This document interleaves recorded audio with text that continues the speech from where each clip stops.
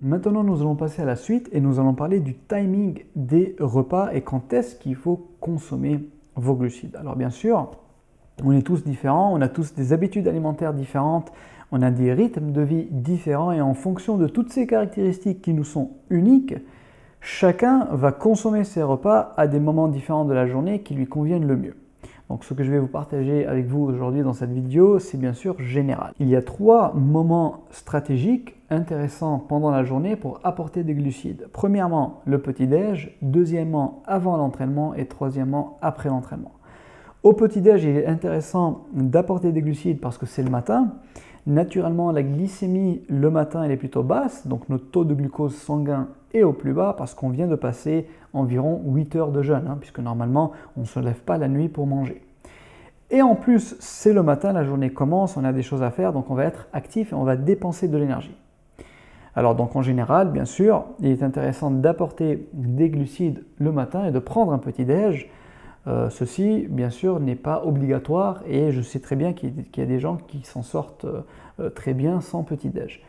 Mais d'un point de vue général et pour quelqu'un de sportif, pour un sportif actif, il est important d'apporter de l'énergie dès le réveil, surtout si on a un entraînement un peu plus tard dans la matinée. Les glucides sont aussi importants avant la séance pour vous fournir l'énergie nécessaire pour maintenir un niveau d'intensité et un volume d'entraînement élevé, surtout pendant des phases de sèche et de restriction calorique où l'apport en glucides et en énergie en général est plutôt bas.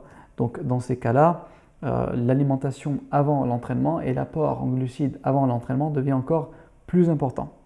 Pareil pour l'apport en glucides après la séance, il est particulièrement intéressant ici pour régénérer les stocks de glycogène musculaire qui peuvent être bien entamés comme on l'a vu ensemble dans le petit article que j'ai partagé avec vous il y a quelque temps sur ma chaîne YouTube.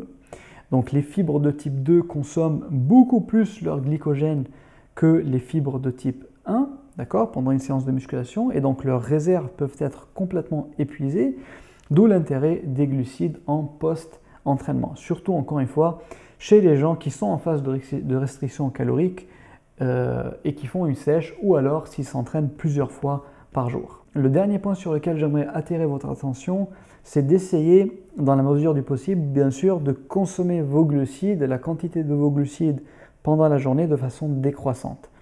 C'est-à-dire de consommer le plus le matin, d'accord, un peu moins à midi et le moins possible le soir. Ceci est intéressant parce que ça va aider votre corps à mieux calibrer et à gérer son rythme circadien, à mieux gérer aussi sa composition corporelle avec son activité hormonale et donc bien sûr aussi ce qui est bénéfique pour le sommeil et la récupération. Prenons un exemple pour illustrer un peu tout ça. Si d'après les infos que je vous ai données au début de cette vidéo, vous estimez que vos besoins en glucides sont d'environ 4 grammes par kilogramme de poids de corps par jour, imaginons que vous vous entraînez tard dans la matinée et que vous avez 4 prises alimentaires par jour. Comme le matin, vous avez le temps de bien digérer avant d'attaquer votre séance, puisque vous vous entraînez un peu plus tard dans la matinée, vous allez faire le plein d'énergie avec un petit-déj plutôt copieux qui va vous apporter environ 1,5 g de glucides par kilogramme de poids de corps. Ensuite, environ 40 minutes avant votre entraînement, vous allez prendre une petite collation rapide et facile à digérer. Donc la quantité de glucides ici, elle va être modérée, surtout parce que aussi on a pris un petit-déj copieux le matin, donc on n'a pas forcément besoin d'apporter beaucoup de glucides. Ici, pour notre exemple, on va rester autour de 0,5 g de glucides par kilogramme de poids de corps, donc environ 40 minutes avant l'entraînement, comme ça on a le temps de bien digérer la collation.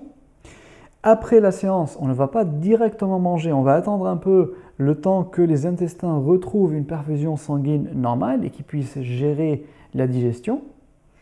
Donc environ une petite heure après, suite à la séance, on va aussi prendre notre repas du midi, d'accord? Et ici, on va prendre un repas qui est riche, qui est copieux, et on va apporter environ 1,25 g de glucides par kilogramme de poids de corps. Et bien sûr, pour le dîner, il nous reste la différence pour arriver à 4 g par jour, et donc 0,75 g de glucides par kilogramme pour le dîner. Alors bien sûr, ceci n'est qu'un exemple parmi une infinité d'autres possibilités. Voici donc pour cette vidéo. Alors j'ai essayé de couvrir le plus de connaissances possible tout en restant le plus synthétique et le plus pratique aussi pour vous. Alors bien sûr, je ne peux pas tout développer, d'accord? Si vous avez des questions, laissez-les-moi dans les commentaires. Aujourd'hui, donc, nous avons vu ensemble la nature des différents glucides, complexes et simples. Nous avons vu l'index glycémique, la charge glycémique. Nous avons vu combien de glucides nous avons besoin par jour. D'accord? Donc en fonction de notre objectif, prise de masse ou sèche, et en fonction aussi de notre tolérance et notre sensibilité à l'insuline.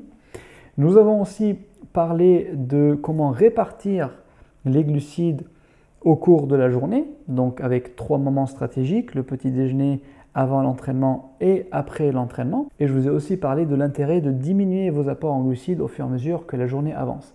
Bien sûr, dans la limite du possible. Si vous vous entraînez le soir, automatiquement, vous allez avoir un apport en glucides un peu plus important le soir. Et ce n'est pas grave, d'accord?